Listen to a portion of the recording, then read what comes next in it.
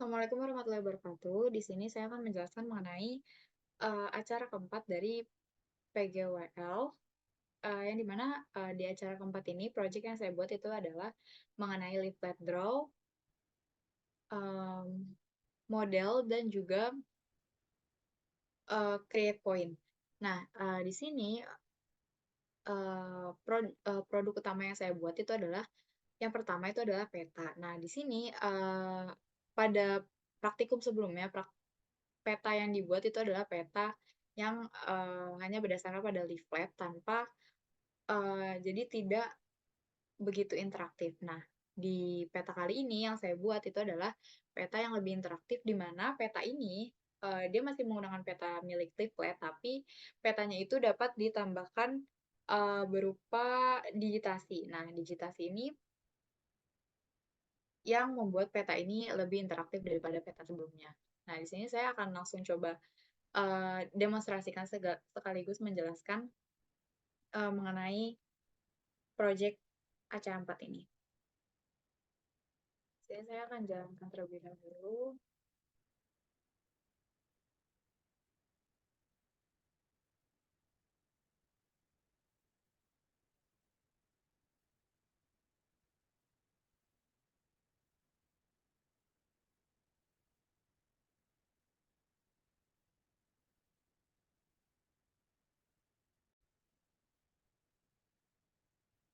Nah, di sini bisa langsung saya jalankan saja websitenya.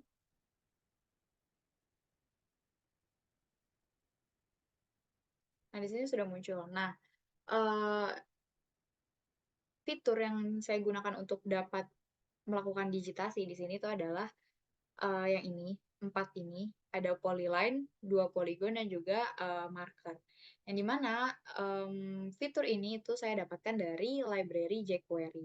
Di sini jQuery saya deklarasikan di bagian template, di bagian sini. Jadi JS-nya, jQuery JS-nya itu saya deklarasikan sini. Nah, setelah memanggil library-nya, saya mendeklarasikan fungsi-fungsinya untuk menampilkan serta memfungsikan fitur-fiturnya berupa fitur digitasi. Nah, di sini digitasi yang saya buat itu yang pertama ada polyline, polygon, lalu ada rectangle, dan juga marker. Nah, di sini sebenarnya ada opsi lain yaitu berupa circle dan juga circle marker. Namun untuk circle dan circle marker ini dia itu akan terhitung sebagai poin yang dimana dia membutuhkan parameter lain berupa radius sehingga dia itu bisa menghasilkan luas dari poligon circle-nya itu. Nah, maka dari itu di sini yang saya deskripsikan sebagai false itu berarti dia tidak akan difungsikan pada peta. Nah, seperti yang saya telah tampilkan di website ini, dia itu deklarasinya yang pertama itu ada bagian positionnya. Positionnya itu ada top left dan di sini sesuai ada di sebelah kiri dan dia itu ada di atas. Lalu um, untuk di bawahnya ini itu ada kontrolnya. Jadi kontrol untuk memfungsikan masing-masing fiturnya. Jadi masing-masing controllernya di sini itu bisa digunakan. Di sini saya akan langsung coba demonstrasikan saja digitasinya. Yang pertama ini ada line.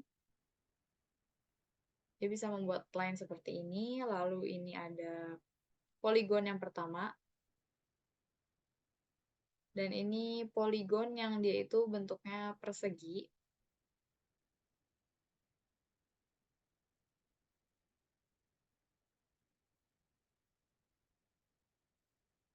Seperti ini. Lalu yang terakhir itu ada marker.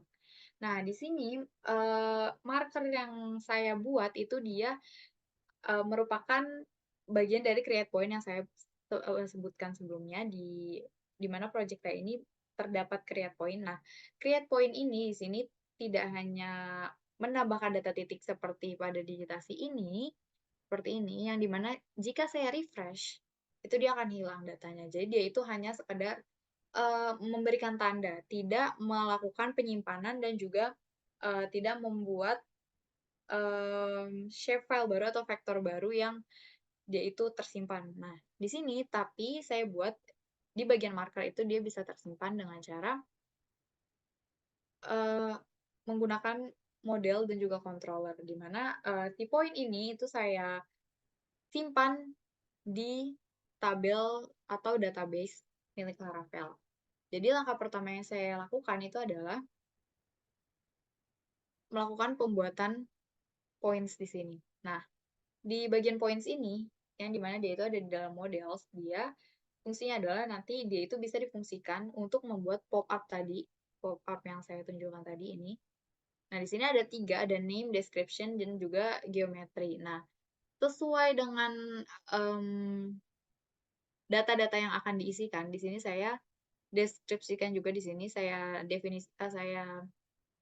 deklarasikan di sini ada name, description, dan juga geom. Dimana di sini dia itu dinyatakan fillable atau dia itu diizinkan untuk mengisi data. Jadi untuk diisi datanya itu. Nah, kemudian data-data ini dia itu akan data input yang diberikan itu dia akan disimpan ke dalam tabel Laravel. Di mana tabel Laravel itu di sini saya beri nama table underscore points. Nah, selanjutnya itu ada file create table points di bagian migrations. Nah, di sini fungsinya itu adalah dia untuk menyimpan gitu, menyimpan atau di tabel migrasinya itu dia akan memuat field. Jadi tabel database yang sudah memiliki field. Di sini yang pertama ada ID, string, text, geometry, dan juga timestamp. Yang dimana name-nya itu bertipekan string, description-nya text, geometrinya itu geometri. Jadi nanti geometri itu berupa koordinat, dan yang terakhir itu adalah timestamps yang dimana dia itu memuat data kapan terakhir kali data itu diupdate. Nah, selanjutnya di sini ada point controller. Nah, point controller ini di sini terdapat deklarasi untuk dia itu memanggil, jadi dia itu adalah penghubung antara points antara yang di model tadi dengan yang ada pada tabel. Jadi di sini dia itu menyatakan bahwa request name di sini itu jadi tuh nama yang diinput, kemudian datanya itu diminta ke tabel sehingga nanti apa yang diinput itu bisa masuk ke tabel sesuai dengan field-nya masing-masing. Seperti di sini name untuk field name, description untuk field description, dan geom itu untuk field geom. Nah, kemudian di sini juga dideklarasikan pada bagian web di store. Nah, di sini tadi yang dibuat ini kan itu adalah store. Jadi store itu untuk mengisi atau memanggil data tersebut, dan kemudian dideklarasikan di bagian web di sini, web.php-nya. Terakhir itu ada post store. Jadi dia itu untuk memberikan datanya, data dari yang kita inputkan, berupa data titik di kelas point controller. Nah, di sini saya akan coba langsung demonstrasikan bagaimana si database ini menyimpan titik yang akan dibuat. Jadi di sini saya akan contohkan, saya akan refresh terlebih dahulu.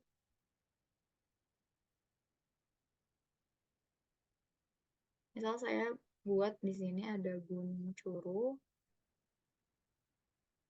saya buat titik di sini, lalu saya beri nama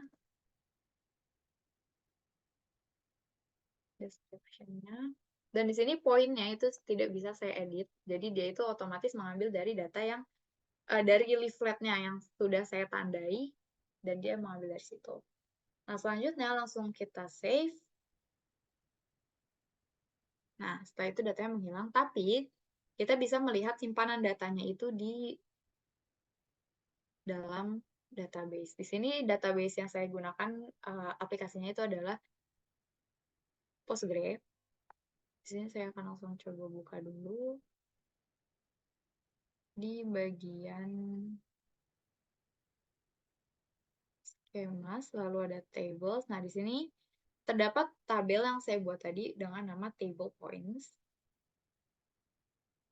Langsung saja di-refresh terlebih dahulu, lalu saya coba run tabelnya.